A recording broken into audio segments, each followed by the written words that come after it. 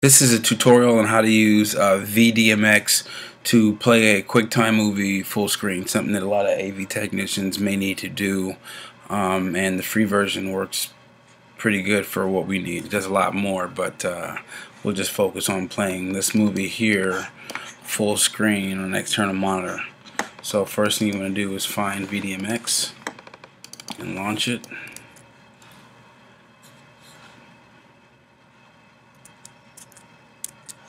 Oops. Let's try and go ahead and launch it. And it's going to open up in this tutorial. Well, in this case, it wants us to register it. We'll just hit later. And the first thing you want to do is go to new, in a new project window, get rid of the tutorial. And the object is to get this menu here, which is a black box, to go full screen on our external monitor. First thing you want to do is go to VDMX, video preferences, go to output, and here is where you kind of define an external monitor.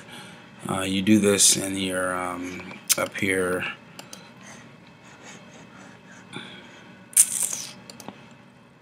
and this is where you can define your external monitor. I always put mine up like this so the mouse has a hard time getting over there, because this is really the stage where we're going to play the video.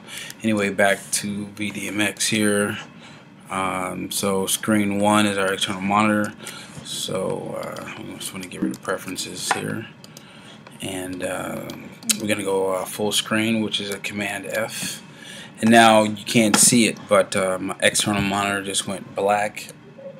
It covered up the logo, the desktop, and it's just waiting for me to assign the buttons and the presets and all that. Let's get rid of the live input manager. This is where all your videos that are connected to your computer would show up, since it's not something we're going to talk about. This is the clock. We can go ahead and get rid of that, and you get rid of that here just by either command, and these numbers are unchecking it. Plugin manager, though, we're gonna need the plugin manager. That one we want to kind of open up and drag that down here. Media inspector, we don't need that, so we'll get rid of the media inspector. Video palette, this is where you add all your special effects, your quartz composer, stuff like that. Layer manager, we're gonna need that. And behavior chains, we don't need the behavior chains. Basically, we're just trying to unclutter the interface here. So we have the slider button. We can turn off the preset manager as well. So the first thing we want to do is we want to kind of define a media bin. This is where we're going to keep all the videos. In this case, we're going to just drag this video in here. Or you can right click and load files from disk. Another place you would get it, here's a flag that we can put there. I like to make these squares a little bit bigger, so we'll kind of knock the number of columns down to 3. Stretch this out. Now we have to create a layer.